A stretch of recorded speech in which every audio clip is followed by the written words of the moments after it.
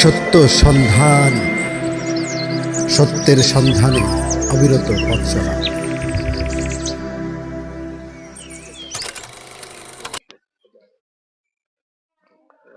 আসসালামু আলাইকুম বন্ধুগণ, বাড়ির আঙ্গিনায় আমি এগুলি ভিডিও করতে চাইছিলাম না। চিন্তা করলাম নিজে কি করি, নিজে কিভাবে ব্যস্ত থাকি সেটা জনগণকে দেওয়া দরকার, বোঝানো উচিত। তারাও যদি উদ্বুদ্ধ হয় নিজেরা, ইনশাল্লাহ সেটা আমার এই কর্মটা, ভিডিওটা দেশবাসীর কাজে আসবে। আমি একটু ভিন্নধর্মী না, এখন এটা অনেকের বাংলাদেশের অনেক প্রান্তেই রয়েছে। আমি খেজুর গাছে হাত ধরে দাঁড়িয়েছি, খেজুর গাছের কথা বলছি। এইটা দেখেন, ছোট্ট একটা চিরকুটের মধ্যে লেখা কালমেমোরিয়াম। এই জাতটা আমি কালেকশন করছি শেরপুর থেকে, একজন চাষির কাছ থেকে, কৃষকের কাছ থেকে। এটা লাগাইছি প্রায় ১.৫ বছর আগে। এটা কালমেমোরিয়াম জাত। বাড়ির আঙ্গিনায় যেভাবে লাগানোর দরকার, যেভাবে প্রসেস করা দরকার, অর্থাৎ এখানে বেলে মাটি আছে, কিছু এঁটেল মাটি আছে, বিটি মাটি আছে, এবং কিছু কংক্রিট আছে, ইটের গুঁড়া আছে, টিএসপি সার রয়েছে, পটাশ সার রয়েছে। এই গর্তটা ৪ ফিট বাই ৪ ফিট, গভীরতা হইল ২.৫ ফিট, অন্যান্য এইগুলি হইল ৪ ফিট বাই ৪ ফিট। এগুলি এইভাবে প্রক্রিয়া করে চারা রোপণ করেছি। চারাও বড় হওয়া শুরু হয়েছে। তো এর আপনার বিশেষ হইল, অনেক যত্নের প্রয়োজন হয় না। বছরে ২-১ বার আপনার একটু খোঁজ খবর রাখলেন। এই যে একটা মরা ডাগ্গা কাটলাম, এটা এক সময় কাটার দরকার হয়, কাটলাম। তো এইভাবে বছরে ২ বার মিশ্র সার, টিএসপি সার সহ, পটাশ সার, ইউরিয়া হালকা, এবং কিছু ইঞ্জিন, যে ইঞ্জিনগুলো খেজুর গাছের জন্য প্রযোজ্য, সাথে কিছু ভিটামিন, লিকুইড ভিটামিন দিলে দেখবেন এই গাছগুলো সুন্দর হয়ে উঠছে। এই গাছগুলো দেখেন কত সুন্দর হয়ে উঠছে। সামনের দিনগুলিতে এগুলি আরো সুন্দর হয়ে উঠবে। এখন বলতে পারেন যে গাছ যে লাগাইলেন, হ্যাঁ, এই গাছের মধ্যে নারী আছে, পুরুষ আছে। আমি যে এখান থেকে চারাগুলো আনছি, ১০০% শিওর দেওয়া যাচ্ছে না, তবে ৯০% শিওর দেওয়া যাচ্ছে এগুলি স্ত্রী গাছ। স্ত্রী গাছগুলোর লক্ষণ কি, গাছের নমুনা কি, এগুলি নমুনা অনুযায়ী দেখা যায় এগুলি স্ত্রী গাছ। তো কয়েকদিন গেলে পরে স্ত্রী গাছের আরেকটা বিশেষত্ব লক্ষণ হইল, তার ফলন আসার ১ বছর আগে স্ত্রী গাছ থেকে এক ধরনের চারা বের হয়। এটা চারা এখনো বের হয়েছে না, গাছের বয়সও হয়েছে না। হইলে দেখবেন যে এটার গোড়া থেকে চারা হওয়া শুরু হয়েছে। তখনও বুঝতে পারবেন যে এটা স্ত্রী গাছ। ১ বছর পরে এটা চারা হওয়ার, কলম চারা হওয়ার ১ বছর পরে সে তার ফলন দেওয়া শুরু করবে। তো গাছ লাগাইছি মাত্র ১.৫ বছর, যাইবা আরো ১.৫ বছর গেলে পরে পুরুষ কিনা স্ত্রী, এটা থেকে ওই যে কলম ছাড়া বের হবে বুঝবো। না যদি বের হয় তাহলে পুরুষ গাছ। পুরুষ গাছ হইলে ওইটা ফালানো যাবে না, কারণ এটা একটা শঙ্করায়নের একটা বিষয় রয়েছে।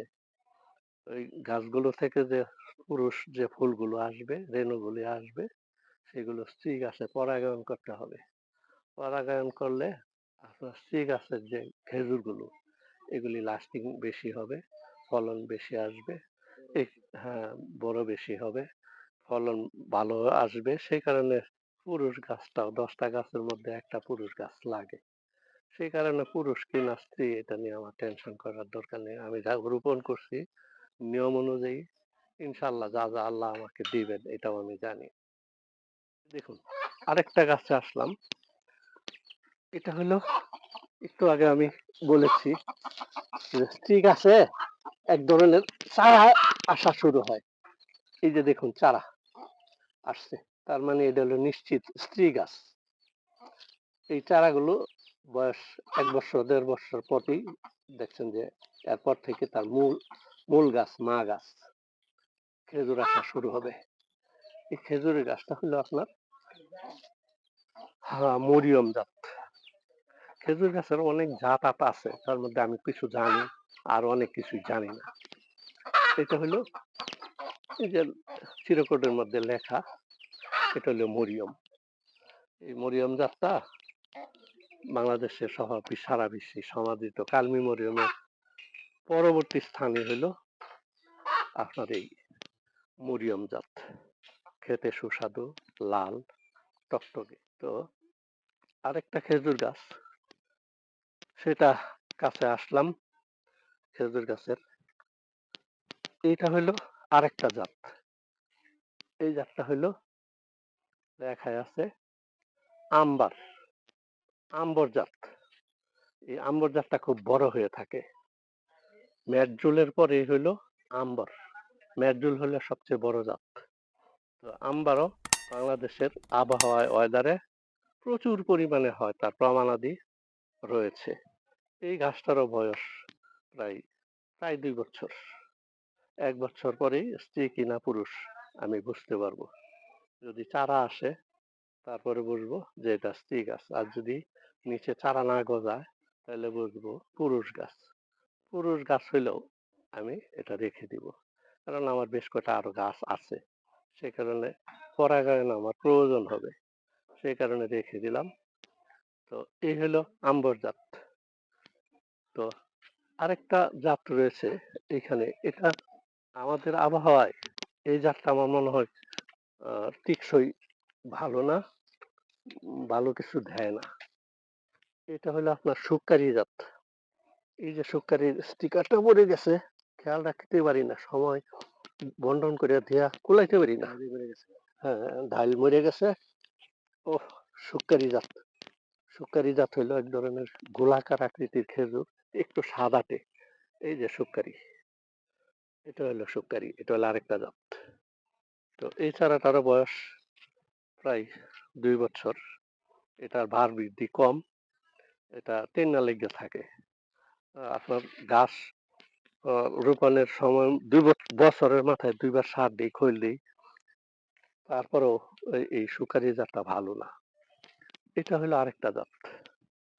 এটার স্টিকারটা হয়তো, না স্টিকার নাই, এটা হলো আজোয়া জাত। খেজুরে আজোয়া, মদিনার আজোয়া যেটাকে বলা হয়। এই আজোয়া জাতটাও চমৎকার একটা জাত, দামি খেজুর। এই গাছটাও বারবার বাড়তি ভালো, বৃদ্ধি পাইতেছে একেবারেই সময় উপযোগী এবং সময়সূচি অনুযায়ী। তার বার বৃদ্ধিতে কোনো কম নাই, সার খোল যা দিচ্ছি সে অনুপাতে বার বৃদ্ধি হচ্ছে। তো আরেকটা জাত আছে এইদিকে, ওইটাও আপনার আজোয়া জাতই। ওটা ওই যে আমার ছাগলগুলো খুব ঠান্ডা করে, বুঝছেন, খেজুর গাছগুলো খুব প্রিয়, ছাগলও কিন্তু আমার খুব প্রিয়। এটা আজোয়া, এটা খায়া নাশ করে এলাইছে, কার বিচার করবো বলেন? ওই খেজুর গাছের করবো না ছাগলের করবো? ছাগল আমার কোনো মাঝে মধ্যে কমন মানে না, এত সুন্দর করে বেড়া দেওয়ার পরেও, পরিপাটি করে বেড়া দেওয়ার পরেও তারা ফাল দেওয়া উপর দেওয়া ভিতরে ঢুকে যায়, ভিতরে ঢুকে খায়। এই কিছু খাইছে জায়গা, তারপরেও মেনে নিছি, এরা তো আমারই একটা অংশ, আমার জীবনের উন্নয়নের সাথে ওতপ্রোতভাবে জড়িত। এই গাছটাও আজোয়া, এটাও পার বৃদ্ধি খারাপ না, ভালো। এটার উপরেও কিছু ওই যে মনীষা, ওই জন্টু টর্চার করছে, ওই পাতা লতা খাইছে দেখা যায়। তো ওই যে গাছ বন হয়ে রয়েছে, পরিষ্কার করার সময় পাই নাই, সুযোগ পাই না। এগুলি সময় মতো করে নিব, শখের বসেই করব, শখের বসেই দেখব। আমার হাতে করলে তৃপ্তি পাই, অন্যের দ্বারা করলে আমার তৃপ্তি আসে না। সেই কারণে হয়তো গাছ বনগুলা পরিষ্কার সময় মতো করতে পারি নাই, এটাও দেখাইলাম। তো এটা যা আজোয়া, এটার মধ্যে স্টিকার আছে, এই হলো আজোয়া লেখা। তো ওইখান থেকেই জাত স্টিকার লাগায় দিছে ওরা। তো এটা আমার বাড়ির আঙ্গিনায় মিনি খেজুর গাছ বলা যেতে পারে। ইনশাল্লাহ আপনারা চাইলে এই কাজটুকুর সাথে আপনারা ইনভলভ হইতে পারেন। সফলতা আপনারই জন্য থাকবে, আপনার পরিবারের জন্য থাকবে। ইনশাল্লাহ এই কথাগুলো ভাববেন, এই কথাগুলোর সাথে সম্পৃক্ত হইবেন, ইনশাল্লাহ সওয়াবও হবে, সদকায়ে জারিয়া হবে। খেজুর গাছ নিয়ে তো আরেকটা কথা বলি নাই, একটা খেজুর গাছ 100 বছরের উপরে ফলন দেয়। একবার রোপণ করবেন, পরিচর্যা করবেন, ফলনের পরই ১০০ বৎসরের উপরে আপনাকে ফলন দিবে। এই কথাটা মাথায় রাখা উচিত, থাকা দরকার। আল্লাহ হাফেজ। ইনশাআল্লাহ দেখা হবে খেতে খামারে। ভালো থাকুন।